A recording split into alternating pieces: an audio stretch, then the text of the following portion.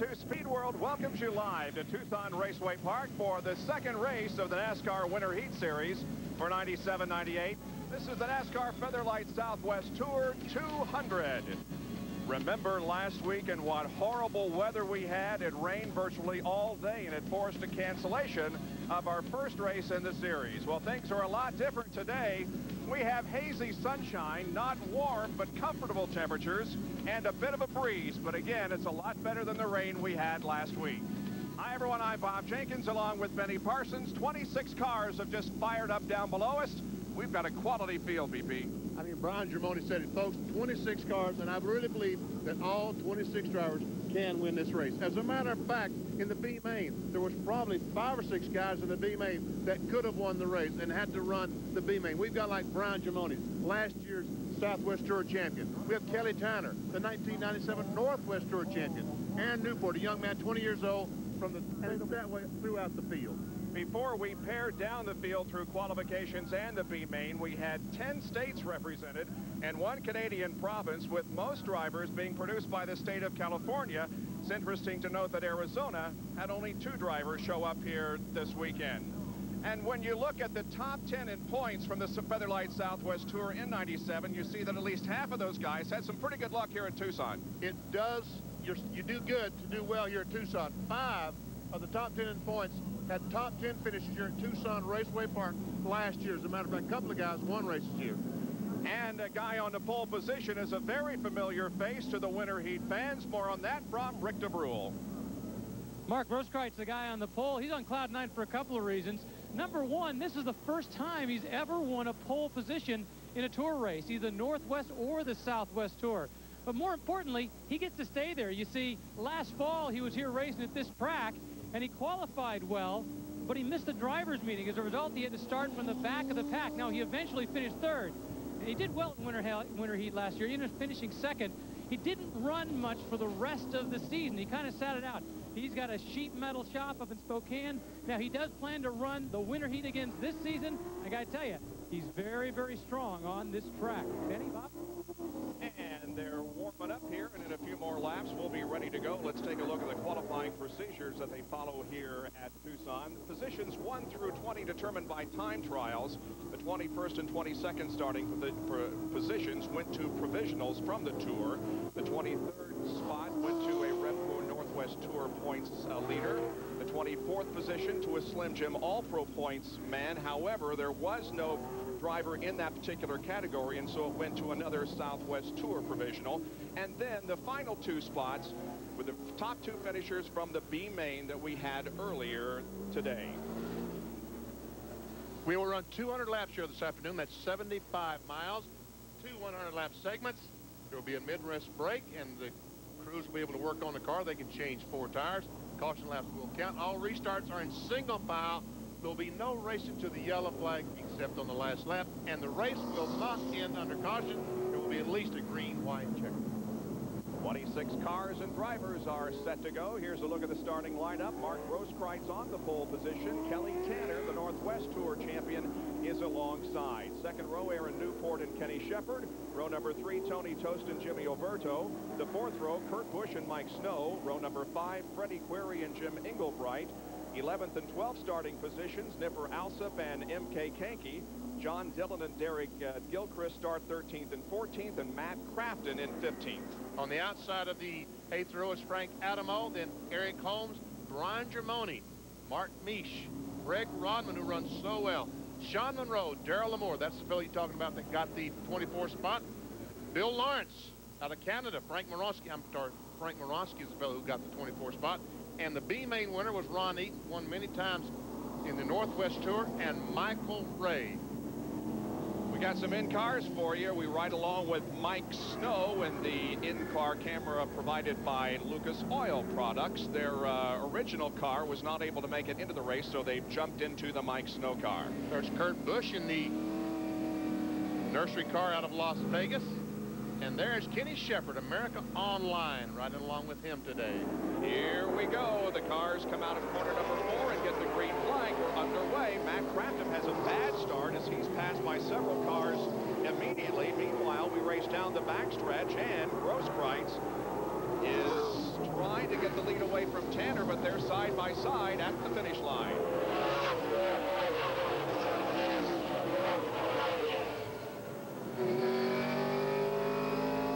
Star Nursery right along with Kurt Busch in the Star Nursery car.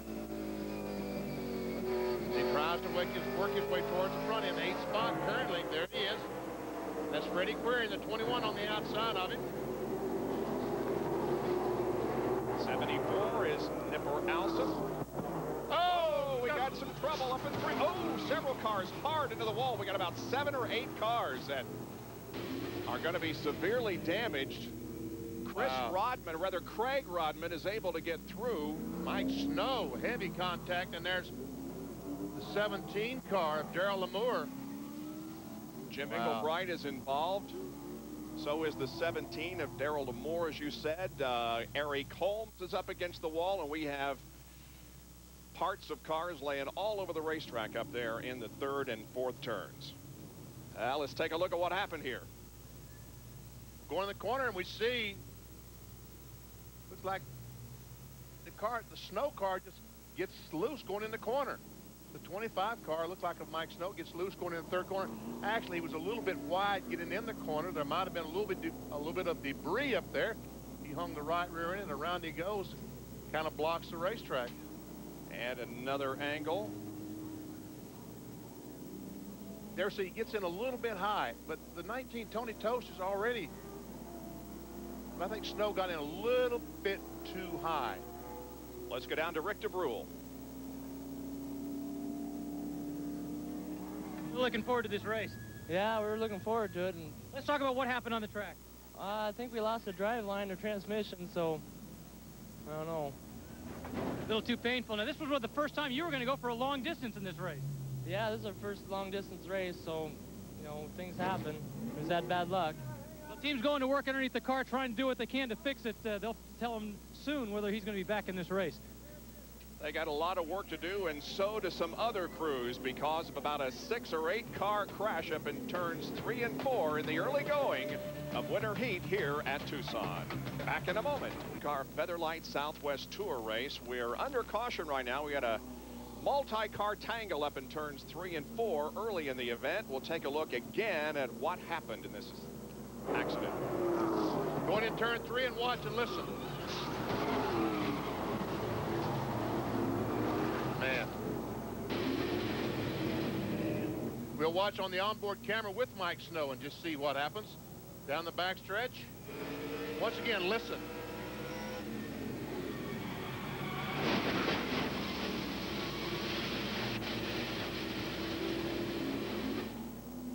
Rick DeBrule is down with Brian Germoni.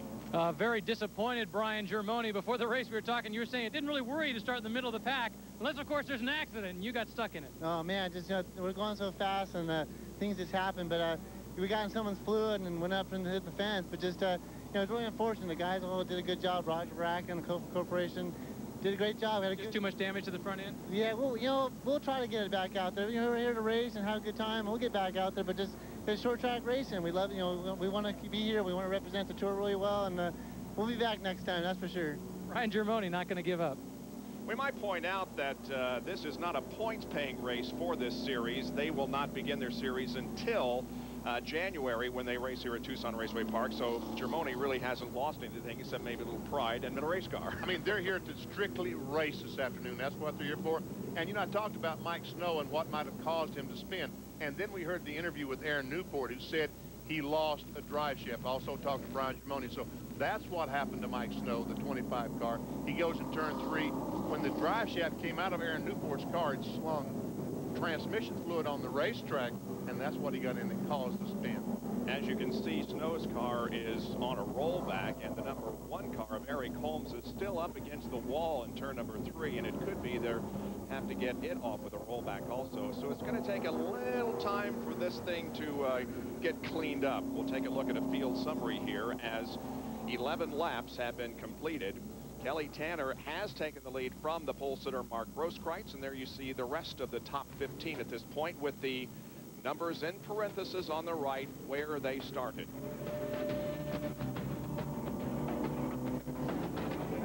We'll take another break and be right back, hopefully, with the resumption of this Featherlite Southwest Tour race from Tucson Park on Winter Heat. Laps completed in the NASCAR Featherlite Southwest Tour 200, part of Winter Heat. Well, nothing heats up the NHL ice faster than a matchup between the past two Stanley Cup champions. The league's leading scorer Peter Forsberg led Colorado to a win earlier this season over Detroit and veterans Brendan Shanahan and Steve Yzerman. So the Red Wings and the Colorado Avalanche go at it again Wednesday night at 9 o'clock Eastern here on the Deuce. Rick DeBrule is standing by with another victim of this 8-car crash up in turn 3 and 4. You're looking at the damage that was done to Jim Englebright's car just before the race. We were standing there with M.K. Kanke talking about, you know, you guys get to race together and you get to wreck together. If that's what happens, that's what happened. That's what happened. We were all pretty racy, and, you know, it's just kind of one of those things. I don't know. I seen Freddie Corey get into the fence right in front of us, but I don't know if that caused it or not. But, you know, early in the race, we're all fighting for position. It just kind of happened. The Wonder Bar car, I think, was going to be pretty good today, you know. It's too frustrating out here. I got to show you something else. Not only Jim Englebright out, but take a look at this. This is M.K. Kanke's car over here. You see him standing over here. M.K. Kanke, the guy who won 4 races last year, out of this race. Let's talk about what happened from your perspective. Well, it looks like somebody either blew a motor or dropped dry shaft tranny fluid rear end or something, and we just all went in the fence. Ain't much we could do about it. It was just too much in front of you to avoid? Yeah, it looked like everybody on that outside row ended up losing it. What kind of damage to your car? Oh, we're out for the day. We'll be back next month. All right, he's okay. The car, on the other hand, needs a little bit of work. He's got his crew already going to work on it. MK won more races than any other driver in the series last year with 4 victories. Chris Rodman won 3, Portengay 3, Brian Germoni and Doug McCown 2, and Rick Curelli and Jim Englebright added a victory to their resumes last year in the NASCAR Featherlite Southwest Tour. Only 18 of the 26 cars are out there right now, 8 of them involved in this tangle, and they're just now getting the Eric Holmes car off the racetrack. So before long, we'll be going back to green and the resumption of racing. Stay with us. Bob Jenkins, Benny Parsons, and Rick DeBrule back at Tucson Raceway Park as Winter Heat continues. Might mention that Bill Weber is on vacation this week. He'll be back with us next week. Good to have Rick with us today. And the track is for the most part cleaned up. Yeah, it is, because the flagman is giving them the 1 more lap to go signal. So they'll get the green on lap number 22 at the conclusion of lap 21. And very quickly now, here is again a look at what happened early on. Aaron Newport started 3rd, lost the drive shaft, got oil on the racetrack, and watch him as they go in the corner, start spinning. He started 3rd and had a problem. So, Bob, we're lucky that only 8 cars were involved. We could have the entire field practically involved in this crash. That's very true. We did lose 8 cars, but now we're set to go back to racing with Kelly Tanner, the Northwest Tour champion in the league. Grosskreutz, however, challenges him as the green flag comes out. And on the bottom line, Grosskreutz had the advantage there for a moment. Now they're even going into 3 again. Mark pulls about a half a car length ahead. Oh, Tanner gets up into the oil dry and gets sideways. And also the Shepherd car, the 40 of Kenny Shepherd, is able to get by. That was smart on Grosskreitz's part. Getting on the bottom of the racetrack and force it. Oh, we've got a spin. John Dillon, spins in the backstretch, keeps going. No caution. We continue under green. There's Craig Robinson, one of the cars involved. He is 12 laps down in the 2 car. I was saying it was pretty smart that Grosskreutz forced Tanner up in that blue stuff. There's our leader. Yep, got about 6-8 car length advantage on Kenny Shepherd now, who's come to 2nd. Here's a 3 abreast race down into turn number 1 that turns into a 2 abreast formation. That is the 98 of Frank Adamo and the 07 of Ron Eaton, who started 25th. And that, folks, is a battle for 8th spot. The 07 now put him in 8th spot. Look at that, started 25th. Let's take a look at what happened to John Dillon a couple of laps ago, coming out of turn number 2. He just gets too low. They're trying to go 3 abreast off the corner. You get that low, you lose traction off the corner. Around he goes, does a 360, puts in gear, and away he goes. Oh, right in front of, oh, did he get by? He did get by. How in the world? But somebody did get by. That is Kurt Busch that spun. The caution does come out. There's more debris up on the racetrack, but Kurt Busch has a damaged race car and is now heading for the pit area. I think Derek Gilchrist in the 27 car made some contact with Busch as he was sitting there. We followed Kurt back into the pit area where you can see the crew is running alongside saying, get in here as quickly as you can. Let's take a look at the damage. Brian Germoni, meanwhile, we see is about to appear, it appears, go back into the race. He has the 5-car rolling again. And because Rodman came back onto the racetracks, we now have just 6 cars that were out or are out right now because of that multi-car crash. Let's take a look again at what happened up here to Busch as he went into turn 3. He goes in the corner, side by side with Tony Tost, loses the back end, and Eaton in the 07 just barely gets by. And there we see some damage. Adamo is the fellow that came along and made contact. And Gilchrist also has some damage to the rear of his car. It was not in this crash, though. Another angle. There we see them side by side. There we see Busch spin. And here we see Adamo try to go. He did make the right choice because there was not going to be enough room to go by on the outside. Back down to Rick DeBrule. Well, we're just watching Kurt Busch go out. I tell you, he's going to go back out racing, but he's missing just a little bit of his body work right here. Check this out. Apparently no serious damage to the front end. What they did was they just pulled off all the body work, all the ancillary stuff, no fluid leaking they could find. They sent him back out on the track, not looking quite the same. Well, young Kurt Busch, only 19 years of age, won the first race in his first late model start at Las Vegas Motor Speedway. They're the top 5 at the moment, 30 out of 200 laps completed. Dear Santa. In Tucson, unlike last week when we were canceled because of rain, we're under caution for an incident involving Kurt Busch up in turns 3 and 4. Let's again take a look at what happened up there. There we see the 70 car on the inside of 19. Tony Tost, as Ron Eaton follows in the corner. As he goes in the corner, loses the back end. Eaton goes on the top. Now, Adamo comes along, makes contact. We see the damage to the 98 car. He was black flagged for dragging some sheet metal. So now he is, I guess, a lap down. He is a lap down. And an onboard camera with Busch. And we're going down the backstretch. Look at the pressure on that rear window, even at a 3rd-mile racetrack. And here he just loses the back end. And Eaton just barely gets by on the top side. Green flag comes back out. We're racing once again with Mark Grosskreutz leading Shepard, Tanner, Alsop, and Tost, your top 5. And Ron Eaton trying to get by and take over that Sean Monroe in the 48 car and put Eaton on another spot up. He's now to 6th. Oh! Jimmy Oberto has spun here in turn 4, and also another car. Bill Lawrence has spun up in turn 4, and there's still no caution. And Lawrence is going to lose a lap, but Oberto stays on the lead lap. Oh, and now, is that Monroe? Sean Monroe?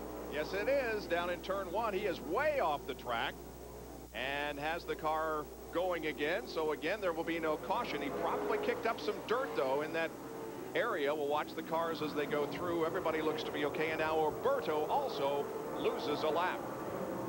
The concern is... Kenny Shepard goes around. No. And, yes, caution flag is out. So Shepard will not lose a lap.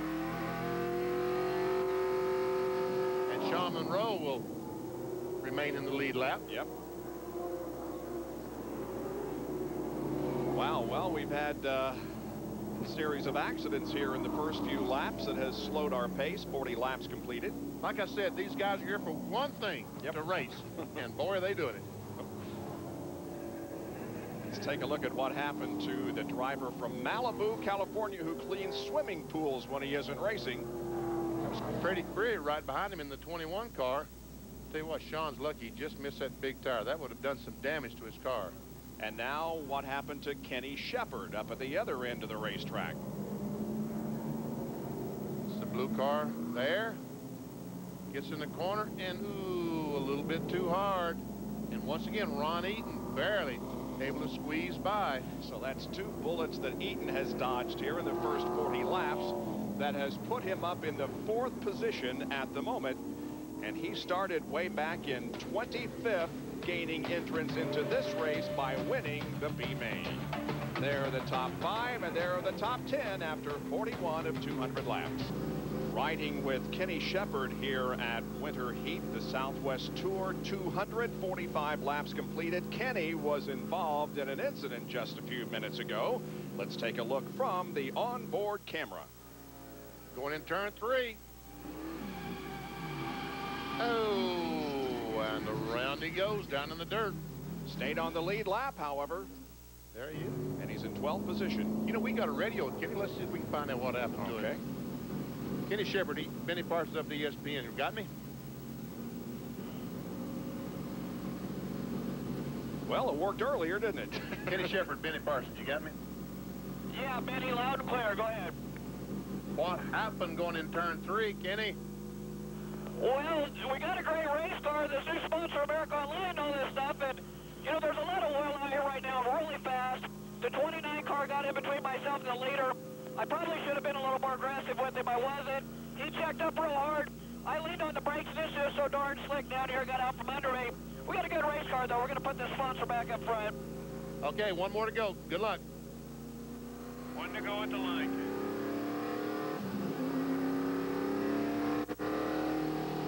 So he got in the corner, got on the brakes so hard, and around it went. Yep. Little slick up there in 3 and 4 where we've had most of the accidents. Well, the pace car pulls off the track, and we're set for the restart. Mark Grosskreutz continues to be the leader here with Tanner second, then Alsop, Eaton, and Toast. Green flag. And Alsop, the 74, red 74, trying to get by Kelly Tanner in 65. The 2 cars between the leader, Grosskreutz, and Tanner are cars that are laps down. That would be Jimmy Alberto in 04 and the 29 of Bill Lawrence. Alsop on the low side and Tanner on the outside, and they stay that way all around the track. Looks like Ron Eaton's going to try to pass them both even lower than Alsop was going. Alsop is able to get by. There's Alsop, I guess. And there we see the 07 of Ron Eaton trying to get by Kelly Tanner.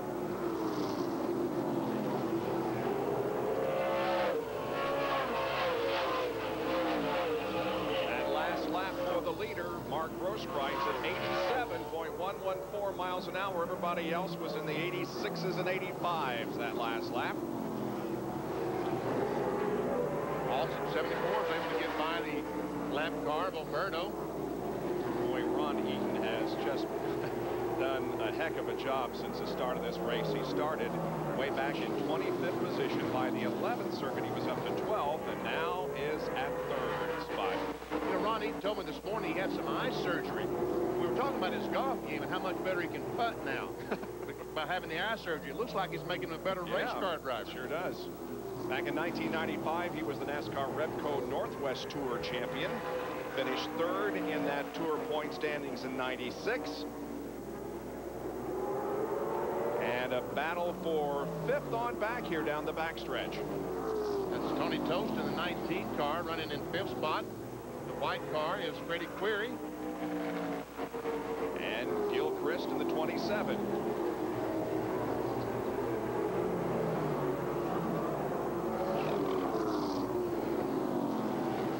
Here's a field summary showing you where everybody is running at the moment.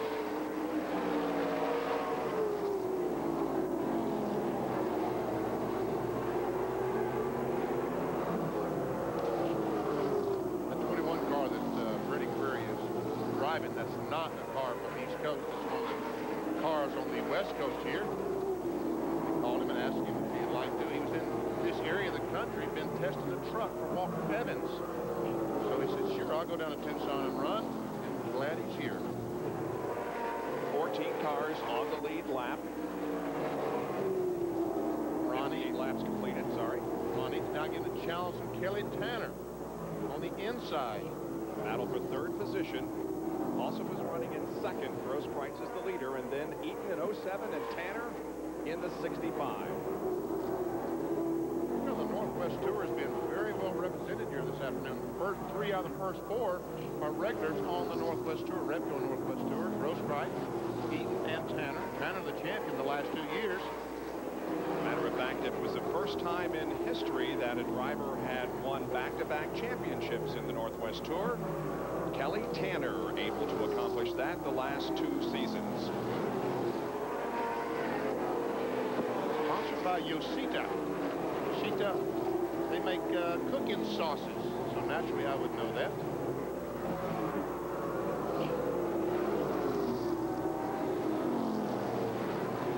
Still a long ways to go. Only 62 laps completed out of 200. Tony Toast in the 19 and Freddie Query in the 21. Freddie probably has come the furthest distance, I would guess. We got a driver here from Ohio. He didn't make the race, and so Freddie from North Carolina probably has come the longest. Well, the driver right behind him, Jerry Gilchrist, is from Raleigh, North Carolina, about 100 miles the other side of Concord, where Freddie Query lives, or Kannapolis.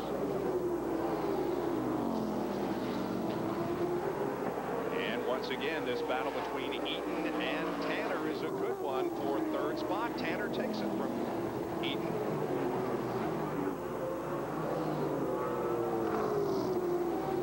Tanner, 35 years of age, from Woodinville, Washington.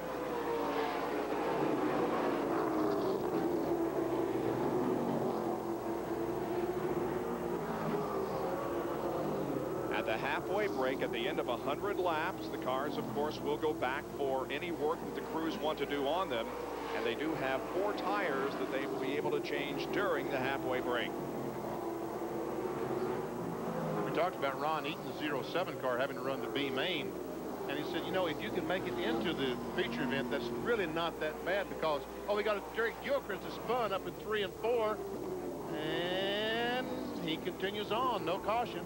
Yeah, looks like he thought maybe he had some, he's got some damage there on the left rear of the car, but I don't think the tire is rubbing, so he may be able to stay on the lead lap. That's old damage, and I tell you, that damage is getting worse. He probably would be, if he could get in the pits and get out without losing a lap, he probably would be better off. Let's see if we can tell. Well, the spin has already started by the time we get there, but there's a lot of oil dry up there in that area because of the 2 early crashes that we had, and so when you get up there, it gets real slick.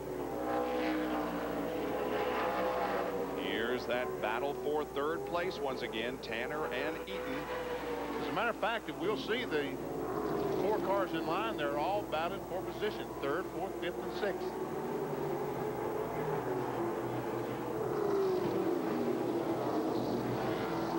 And now the 13 car, John Dillon, loads up on the back bumper of Freddie Query.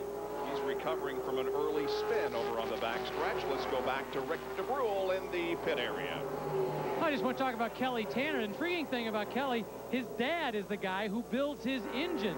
Only guy he builds engine for is his son, Kelly Tanner. He builds them in the basement of his home in Kent, Washington. So it's one of those things where he's out there to help his son do as well as he can. In fact, his son, when he won his first championship, the reason he did it in NASCAR racing, he said he did it for his parents because his parents had supported him all those years.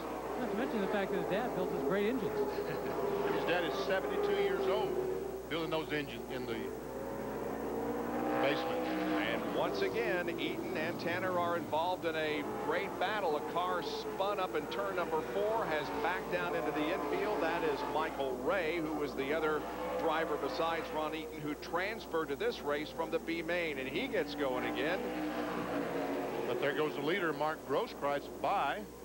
I'll tell you what, Mark is going on somewhere, isn't he? Sure is. Saying, see you guys. That puts Ray 2 laps down to the field now. Yeah, Grosskreutz is looking pretty good here. There's about a 4.5-second lead over Nipper Awesome. His best finish here at Tucson in a Featherlite Southwest Tour race was 3rd earlier this year in January. And we got 23 laps to go now before the halfway break. Jerry Gilchrist in the 27, just going a lap down. Yes, we have added 50 laps to the winter heat races this year, so they will be 200 lap events. And they will be on for 2 hours here on Sunday afternoon as you enjoy racing all winter long on ESPN2.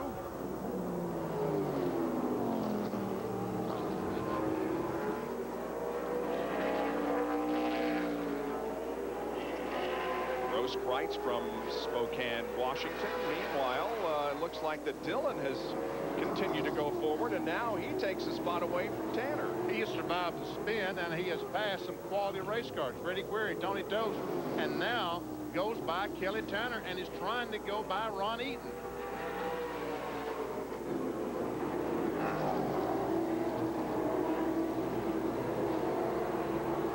John Dillon, who's in the 3rd spot.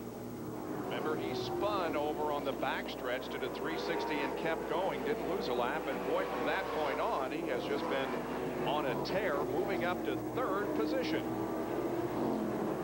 He ran a limited schedule in 1997 on the Featherlite Southwest Tour Series. Did, however, win the Northwest Tour Championship in 1990. He's from Boise, Idaho.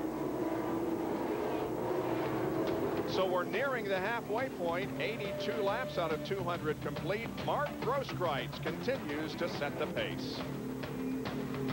Mark Grosskreutz leads the NASCAR Featherlite Southwest Tour 200 here at Tucson Raceway Park, part of ESPN2's Winter Heat. We'll catch up with all the latest racing news on RPM tonight with Reese Davis. That's at 8 o'clock tonight here on The Deuce.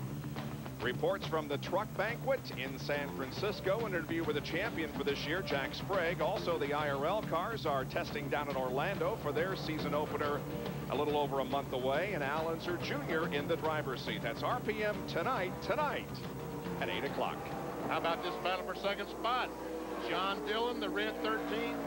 Nipper Alsop in the 74. Wow. Good side-by-side battle here, and gee, this Dillon has just been unbelievable. He really has, and he takes the spot away. Move him to 2nd spot. And folks, not only is he running 2nd, he's running faster than the leader, Mark Grosskreutz. He's reduced the interval between himself and Grosskreutz to a little over 4 seconds, 4.3 seconds to be exact. Grosskreutz running 83.20 miles an hour, and Dillon is running 83.8, so more than a half mile an hour faster for Dillon than the leader of the race. And we got 6 more laps to go to the halfway point. 94 completed. Grosskreutz has, for the most part, dominated this first half, but we've seen some great racing back of him, mainly involving Dillon and Alsop and Eaton, Tanner. And 11 cars now are on the lead lap. The battle for 4th position is between Eaton and Tanner once again. Tell you what, there's going to be a lot of drivers that's looking forward to this mid-race break to make those chassis adjustments, get 4 fresh tires on there, see what they can do to run down Mark Grosskreutz. Ron Eaton, I started putting tape on the windshield today. He almost covered the entire windshield with tape. Look at that. Yeah. Like it's more than halfway down the windshield. Well, Eaton holds on to 4th position for the moment. Tanner down on the bottom side of the racetrack. And that's one thing we have seen here in Tucson the past 3 years. There are 3 distinct groups, at least 2 of them, and the banking is at different angles, and so it provides for some really good wheel-to-wheel and side-by-side action. Look at Tanner now come back. Trying to get over that, get that spot away. Probably a lot easier to do it now than when on fresh tires. Coming up on the 100 lap mark. They will complete 100 laps, and then they will get the caution next time around. So Grosskreutz has the lead here at the end of the first 100 laps. And Eaton will be 4th, Tanner 5th, Dillon 2nd, and Alsop in 3rd position. Now here comes the caution for the halfway break. The cars will come out of the racetrack now, pick up the leader, and the pace car will lead the others back into the pit area where the work will go on and Rick DeBrule will get busy. Let's take a look at the top 10 here. With 101 now of the 200 laps completed, it's Grosskreutz, Alsop, Dillon, Eaton, and Tanner running 1 through 5. And 6 through 10, it's Toast, Query, Monroe, Crafton, and Shepard.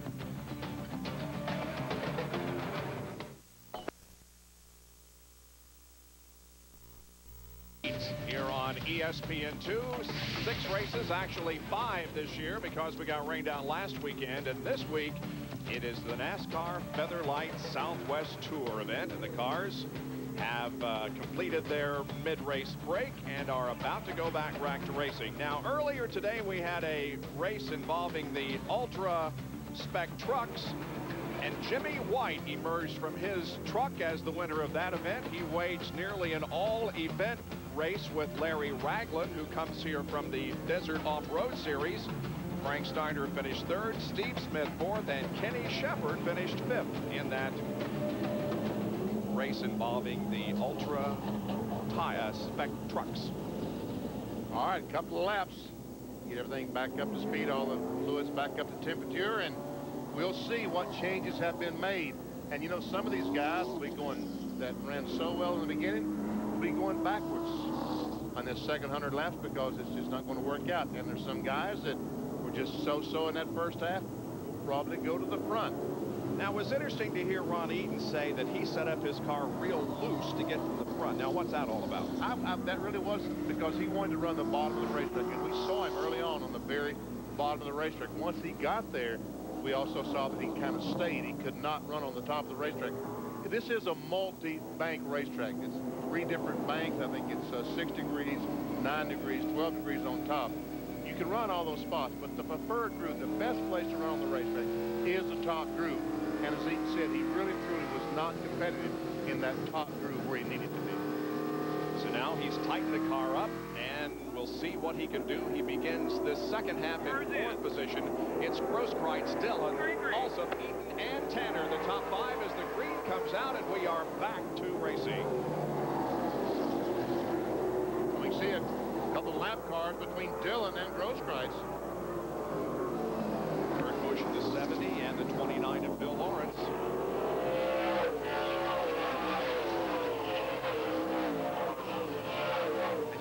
Cars get up to pretty good speed here at Tucson Raceway Park. And look at the interval that Grosskreutz has built up already. And a battle for second spot between Eaton and Dillon.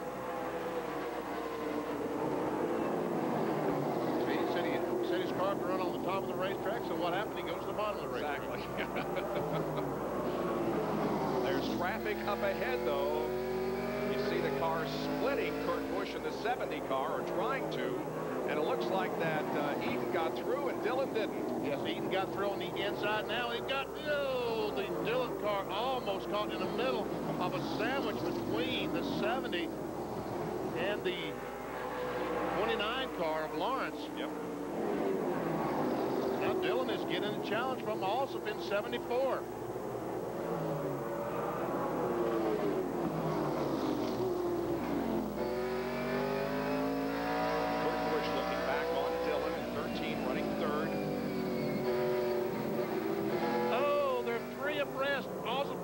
They're still 3 abreast. Wow. How'd they do that? How did they do that? And Adamo in the 98 goes on the inside. And Dillon is really struggling with the traffic trying to get through. Frank Adamo is not on the lead lap. He's a lap down in 13th position, but he's running right there with the 2nd, 3rd, and 4th drivers.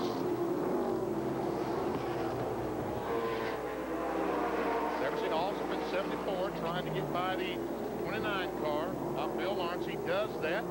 Now Dillon is going to try to do the same thing. A little loose there on the bottom of the track coming out of turn 2. Dillon is really struggling on the bottom of the racetrack. Sure is. Unable to get by Lawrence. And Bill is a lap down in the 12th position. So he's the first car not on the lead lap.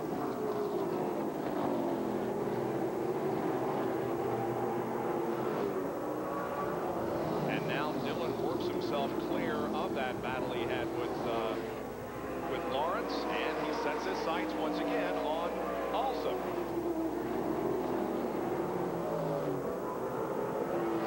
Meanwhile, while all this is going away, Mark Grosskreutz continues. Well, we're going to spin.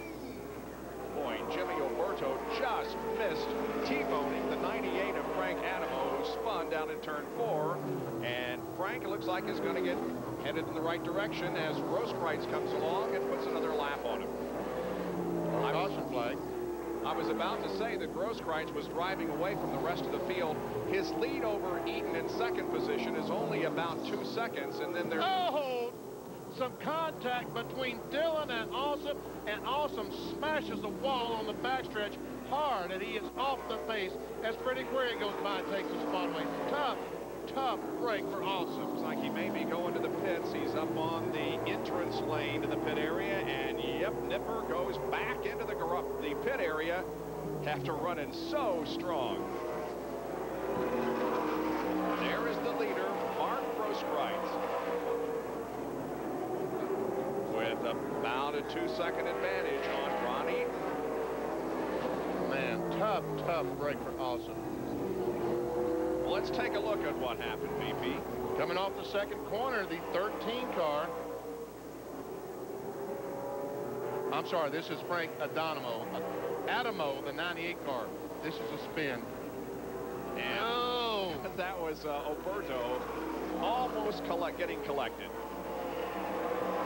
Now let's take a look at what happened to Nipper. As they come off the corner, Dillon goes up and bam! Boom! Wow. You can see how hard it also hit the wall coming off the second corner. Tough break. And Adamo is also pulled off the racetrack down into the infield here on the racetrack, while Alsop is back in the pit area behind turns 2 and 3. Well, now here's a battle with Query and Tanner for 4th spot. Query is at 21, the white 21. Kelly Tanner in the 65, the blue car.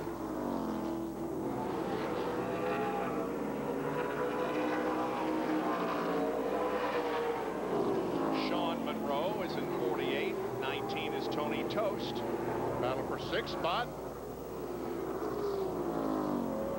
That's Jimmy Oberto in the red, white, and green car. He is what? He's 1 lap down in 12th position. Down to Rick DeBrule, who's with Nipper Alsop. A very frustrated Nipper Alsop. Let's talk about the incident that put you out. Well, I was outside of, I think it was the 13 car or something like that, and we were racing hard, and I guess he didn't realize that I was still there, and he just made a mistake, moved up and pushed me into the fence, ended the deal. We don't run, this isn't a points race anyway, and we run the Slim Jim All-Pro Series, and so when we come here to these NASCAR events on the West Coast, we come to win, so How much damage to the front end? Oh, he said there's some suspension damage, but we got a good race team. We'll fix it and come back to the next one. Bad weekend for the Alsop brothers. Yeah, it is. AJ, he should have made the, made the main, and from the B main, he did a fantastic job for only his 3rd or 4th tour type race. And I'm real proud of him. We'll be back. Nipper Alsop, unfortunately, out of this race today.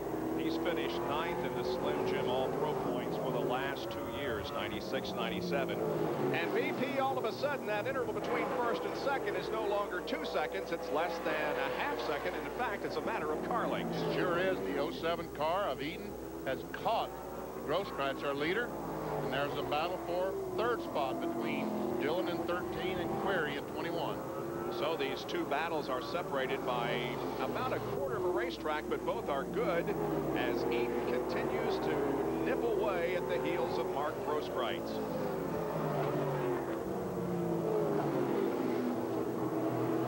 Ron Eaton, a winner here at Tucson Raceway Park in 1996.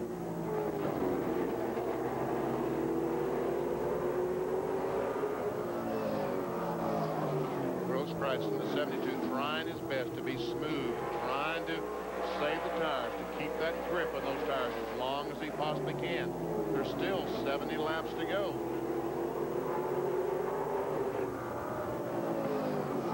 Grosskreutz hails from Spokane, Washington. Rick has more to add on Mark Grosskreutz. Well, I want to talk about his engine. I was talking to him earlier today about the engine. I said, well, how old is this? Well, the engine in the car right now is 10 years old.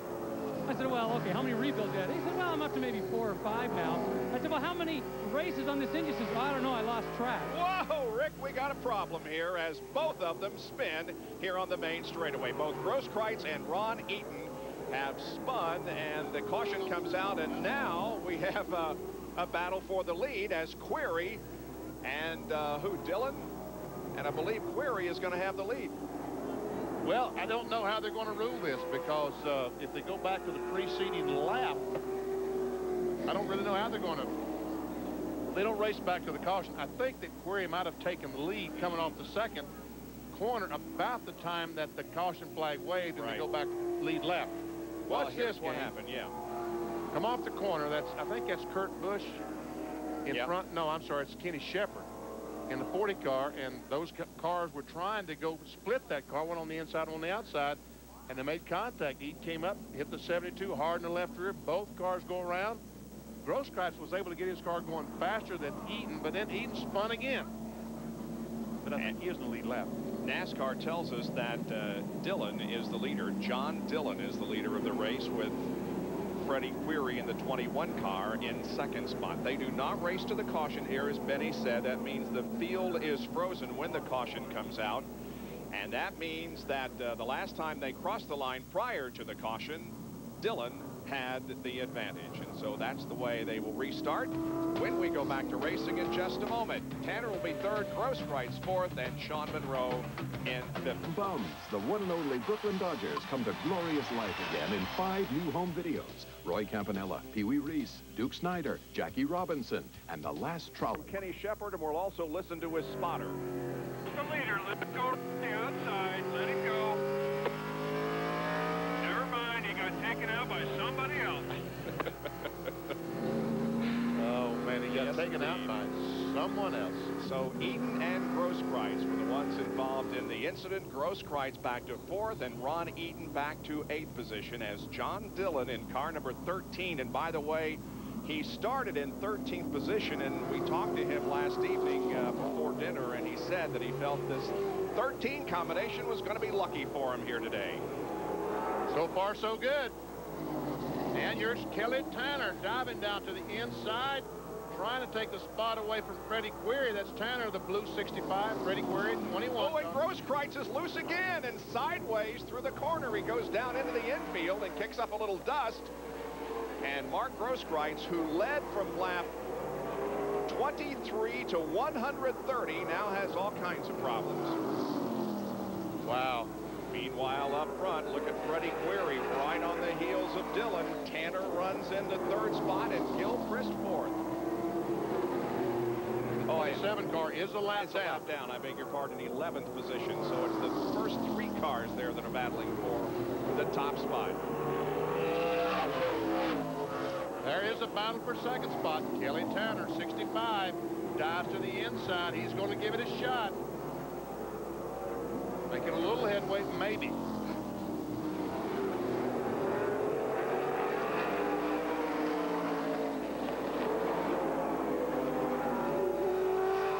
We're seeing some smoke, BP, from the right rear of Dillon's car. Yeah, he's made some contact. He's knocked the fiberglass in on that tire. The tire's rubbing fiberglass. That's the smoke that we see. Another contact between Query and Dillon. I think that, and look at Freddie Query. Oh, look out. Oh, and so Kelly Tanner comes up with a lead. That's what it is in this deal. Yep. And Sean Monroe, he's up there now, the 48 car battling for 4th spot.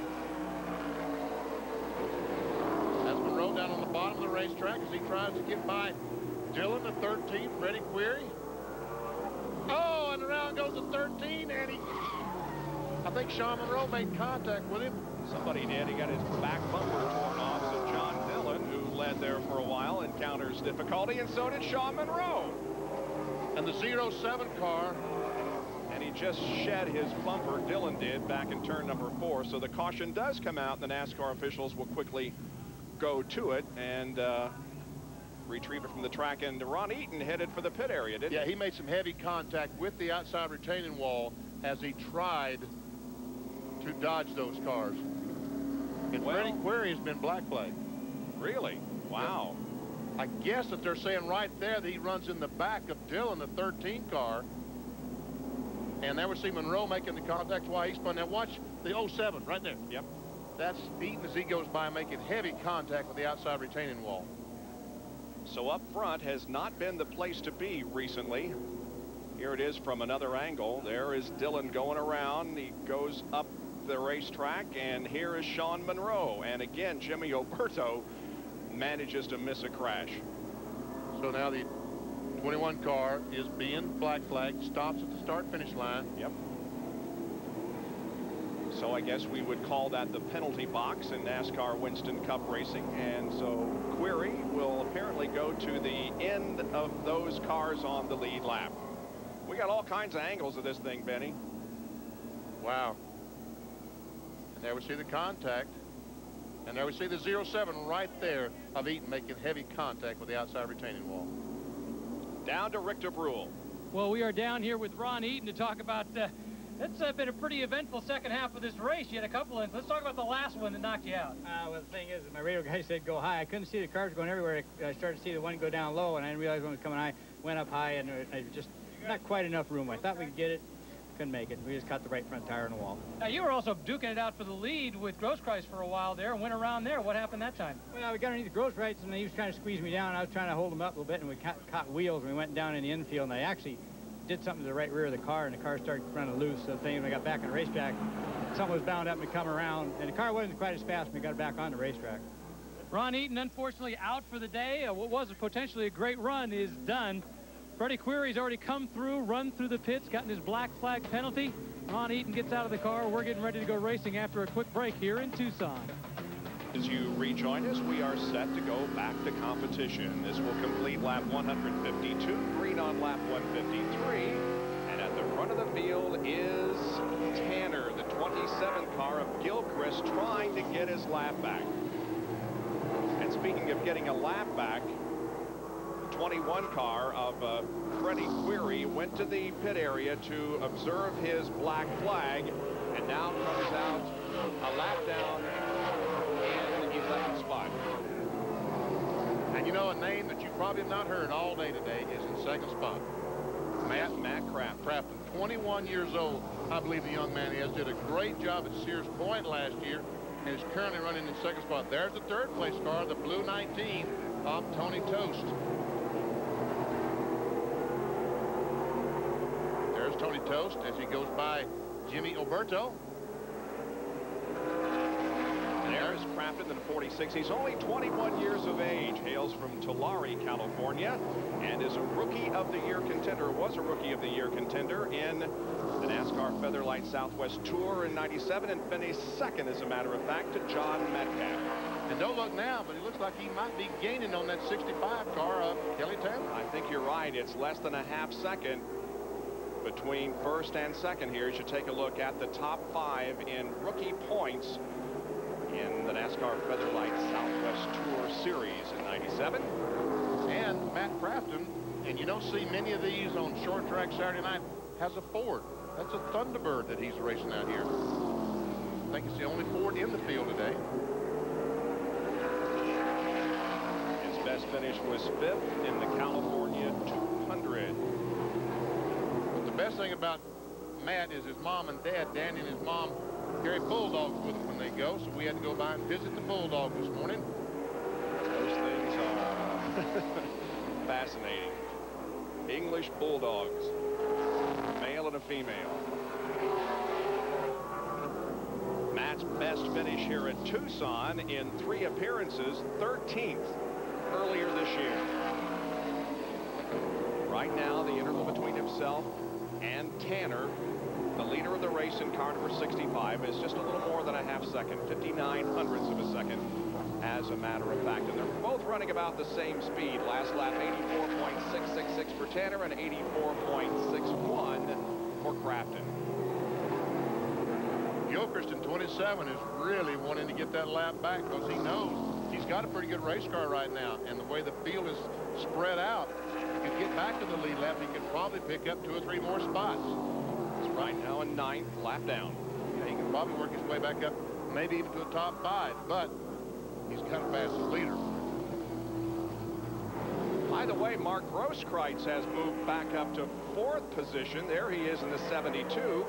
And ahead of him is Tony Toast, who is running in 3rd spot at the moment.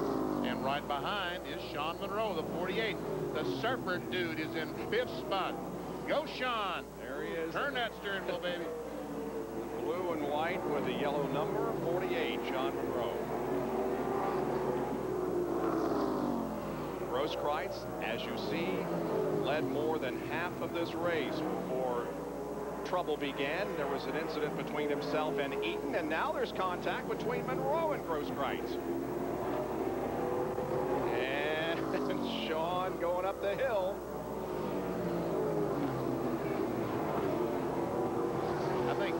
I think the Grosskreutz car, once he spun coming off turn 4, just has not been as fast as it was before then.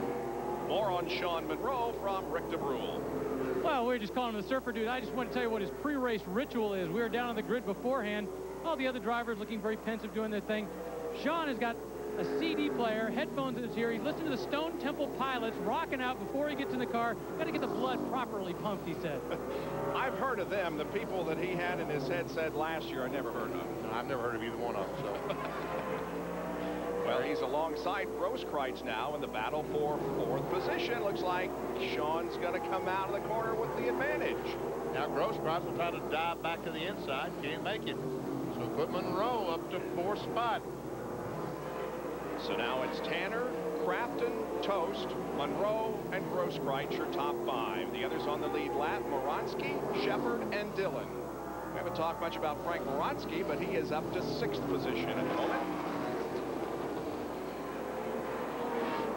Sean also one of those who had to take a provisional to get into the starting lineup.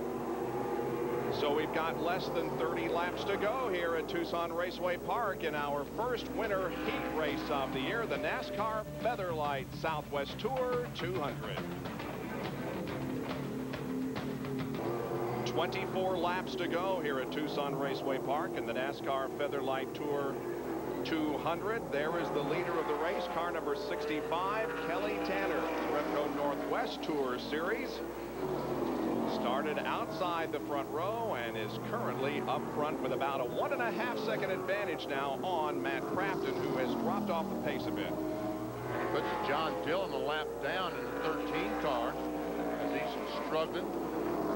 So now just 6 cars remain on the lead lap. And Kenny Shepard fell out of the race just a couple of laps ago. He was on the lead lap, the America Online car. With one of our onboard cameras, very, very slow coming down the front straightaway. As a matter of fact, I thought that Tony Toast and Sean Monroe was going to run over him, but somehow they missed.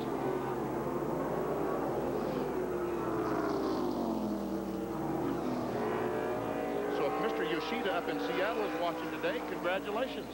Oh, we've got his car. Moransky has spun. Oh, and he was on the lead lap in 6th spot. He isn't anymore. Caution, there he is.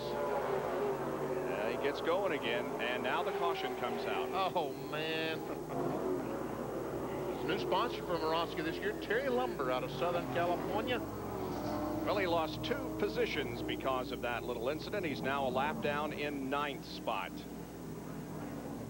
Frank Moransky. So the caution comes out here with now, what, 19 laps to go, 181 are completed. And right now, it looks like that Kelly Tanner is in command of this race. So we have 19 more laps to go, and anything can happen. Stay with us. We'll be right back. Lap and a half till we go back to green here at Tucson Raceway Park. ESPN's NFL Prime Time takes you around the league with the highlights of every game. Tonight at 7 o'clock Eastern, join Chris Berman, Tom Jackson for the best studio analysis, news, and notes. Yes. And then join Mike Patrick and Joe Theismann for a Sunday night NFL Prime Time matchup between the Bears and the Rams at 8. Wide receiver Ricky Prohl will try to give the Bears offense some bite, while the Rams will look to explosive Isaac Bruce. It's the NFL Tonight on ESPN. You're a big Berman Jackson fan. Oh, man, is that show good. Look, that is entertainment at its best. 7 o'clock tonight, followed by the game at 8 o'clock Eastern. Half a lap now to go to the green flag. Kelly Tanner is the leader of this race, and there will be, let's see, that'll complete 187, so there'll be 13 more laps to go. Here we go. Matt Crafton is second, Sean Monroe third, Tony Tost fourth, and Mark Grosskreutz fifth. In the 27 car is Gilchrist, and he is a lap down. He's positioned between first and second. And Monroe battling there with Dillon. And Monroe is closing in on the back bumper of Matt Crafton. And there we see Grosskreutz, 72, trying to catch up to Tony Toast. Battles all over the racetrack. Yes, John sir. Monroe tries to run second. There's 48, Sean. Crafton into 46, just ahead. Second place up for grabs here. Matt Crafton doing a good job of keeping Sean back there, but we've got 10 more laps to go.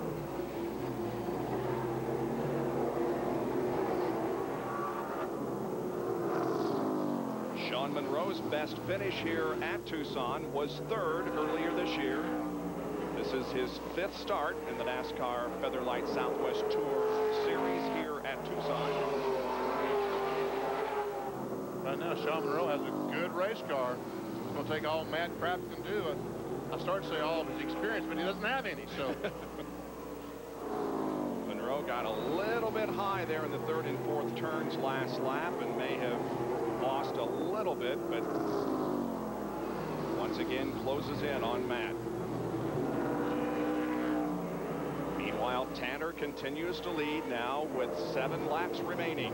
Monroe goes to the bottom of the track and tries to pull the old slide job on pavement. Doesn't work. You just can't get alongside enough to make that slide job work for him. But right now he's trying to worry. He'd like to worry Crafton, because he realizes he's 21 years old. He just might make a mistake. 5 to go, 5 to go. Gilchrist, by the way, has gotten back on the lead lap as he has passed Tanner, but Tanner maintaining just about a second advantage over Crafton and Monroe.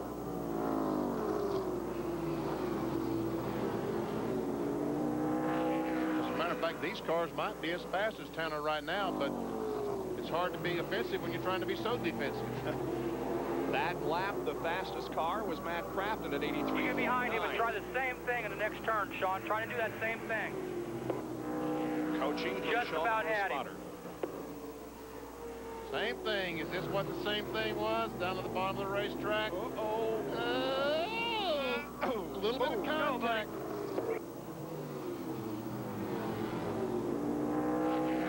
Great battle for second place. Just a few laps to go. Less than 2, Benny. Less than 2 laps to go. Monroe and Crafton are still at it, and Monroe. The white flag this time by. White flag this time by. And I'm telling you what, Kelly Tanner is really, really slow. The leader in front of them is really, really slow, but I don't think they can catch him as slow as he is. I don't think so either. Let's see if Monroe can get second. No, Crafton holds him off. He's going to have one more shot here in the 3rd and 4th turns. Here comes Go, buddy, dig, dig, dig. Tanner wins the race for second. It's Crafton by a half a car length. Whoa. Wow. Great. Checker's out. It's over. Come on to the, all 3 of you guys come around. Front row, front straightaway, victory lane. Good, clean racing there between Sean Monroe and Matt Crafton for second place as Kelly Tanner wins. He led 57 of the 200 laps. And this is his first win in NASCAR Featherlite Southwest Tour competition. The Northwest champion for the past 2 years finds success in the Southwest division, and the top 3 cars pull alongside each other here at the start-finish line.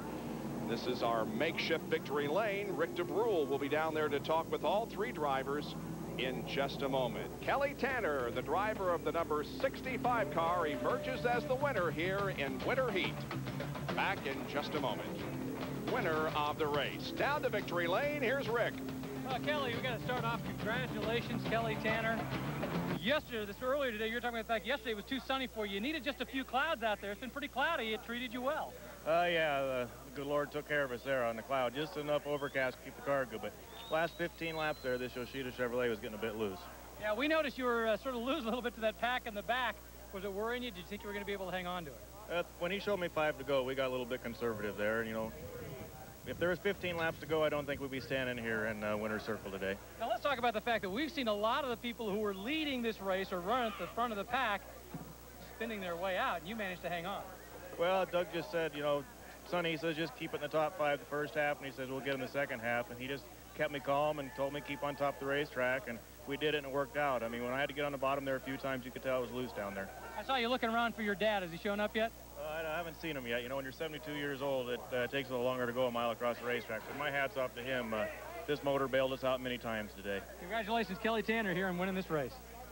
Good victory. There were 6 caution periods today for 60 laps, and there were 6 cars that finished on the lead lap when the race ended with Tanner at the front of the field. His margin of victory was 71/100ths of a second over Matt Crafton. I'm telling you what, it was getting close there at the end. Yep. Hey, keep the heat in Tucson. Yes. All right, let's take a look at the unofficial top 10 finishers here, with Crafton second, followed by Sean Monroe and Tony Tost, and Mark Grosskreutz, the pole sitter. There you see 6 through 10, and we'll be right back. NASCAR Featherlite Southwest Tour 200 has been won by Kelly Tanner. A couple of youngsters, 121 and 129, battled side by side for second and third throughout the latter stages of the race. Rick, let's talk to him. Well, I figured we had to talk to these two guys together because they were practically inseparable at the end of the race. Okay, we got to talk to Matt first because Matt did officially finish second. How did you keep this guy off you? I don't know. I was just driving my butt off and just trying to keep him back there, and he was all over me. Tried everything I could, and I guess it worked. Now, what were you trying on him? Everything Hornaday taught me, except this time didn't work, boss. But I tell you what, Matt Crafton drove great, you know. That last lap, he slipped up, we tried, and that's NASCAR racing, man. Get all the body parts torn off and come to the front, you know what I'm saying? But I'm honored, you know, hell, the kind of day I had, running from the back to the front, back to the front. I just want to thank all my sponsors. Say hi to my little brother sitting at home. Why Would a Match, my Nitro Tech. Wait. Matt got 2 words in. You've been talking for the last... Hey, Big Daddy, I got to get paid, you know what I'm saying? I'm broke out here. All right. Let's talk about Matt. You kind of quietly snuck your way up. Sean was doing all kinds of adventurous things. You quietly snuck your way up through the field. Yeah, there's no need to do all that crashing and stuff. And going through the infield, we thought we'd just go up there gradually and just keep the car nice and for the next race. I thank all my sponsors, DPI, Cal West Laborers, Nitro Tech. See, he's learning all this stuff from Sean Monroe. Sean's teaching him all these bad things we got to get out of there. All right, Matt Crafton, Sean Monroe, second, third. It was a great finish for these guys. ESPN rules. Later, boys. He is the John Force of stock car racing, no question about that. Never lost for words. Here are the unofficial reports, the unofficial finish, Benny. 6 cars on the lead lap, and we didn't talk too much about Jimmy Oberto, but he finished in 7th position, the first car down a lap. And he missed about 10 wrecks today, barely. And Freddie Query, after that penalty, came back to finish in 8th spot. John Dillon, as you see, Moronsky, all those cars 1 lap down. And then Mark Misch was the only car in this 2 laps down. Michael Ray. And the rest of the field, as you can see, several were involved in incidents in the early part of the race, and some were unable to start again. We'll be back in just a moment with more from Tucson.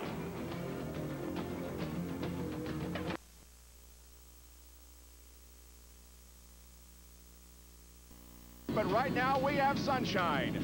I'm Bob Jenkins.